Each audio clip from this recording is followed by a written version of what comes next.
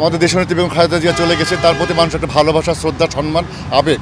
তো সেই ক্ষেত্রে জাতীয় ঐক্যের প্রতীক হিসেবে বিএনপি জনকল্যাণমুখী দল, মানুষের কল্যাণের জন্য বিএনপি তার নিজস্ব কর্মপন্থা দিয়েছে, কর্মপরিকল্পনা দিয়েছে। উত্তর অঞ্চলের জন্য নির্দিষ্ট কিছু পরিকল্পনা আছে। বিএনপি যদি ক্ষমতায় যায় আমরা সেটা বাস্তবায়ন করব। এখন আমি আসি যে আমাদের এখানে পরিবেশ, অবশ্যই এখন পর্যন্ত আমি যত পরিলক্ষিত হচ্ছে, ছোটোখাটো দু একটা ঘটনা বাদ দিলে সকলে মিলে আমরা একটা সৌহার্দ্যপূর্ণ, রাজশাহী বরাবরই ঐতিহ্যগতভাবে একটা সৌহার্দ্যপূর্ণ সম্পর্ক থাকে, সেটা আমরা মেনেছি। বড় দল হিসেবে আমার দায়িত্ব তো অবশ্যই বেশি। আর জরিপের যেটা বিষয় বলছেন, জরিপের বিষয়গুলো আসলে হয়েছে কি, এইটা আপনি এখন কোন পার্সনকে জরিপ করছেন এটার উপর ডিপেন্ড করে তার প্রতিফলনটা। তো সেই ক্ষেত্রে অনেক জরিপ তো আছে, কোনো আবার একটা জরিপে দেখা গেছে 52% বিএনপি সমর্থন করেছে, 31% আছে, এবং আরেকটা জরিপে দেখা যাচ্ছে যে 31 নেমে 22-এ হয়েছে। তা আসলে জরিপ চলবেই। আপনি ইন্ডিয়ান পোলে আপনি দেখেন যে ওরা জরিপ যেটা করেছিল যে ভূমিধস বিজয় হবে বিজেপির, কিন্তু সেটা দেখা গেল যে মানে মোটামুটি সংখ্যাগরিষ্ঠ।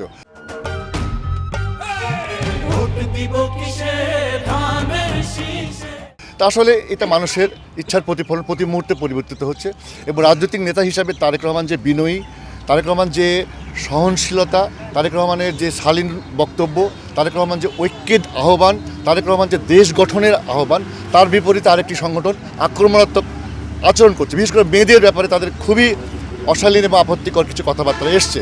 তা আমরা সব কিছুকে আমি নির্বাচনের ক্ষেত্রে বাধা মনে করি না।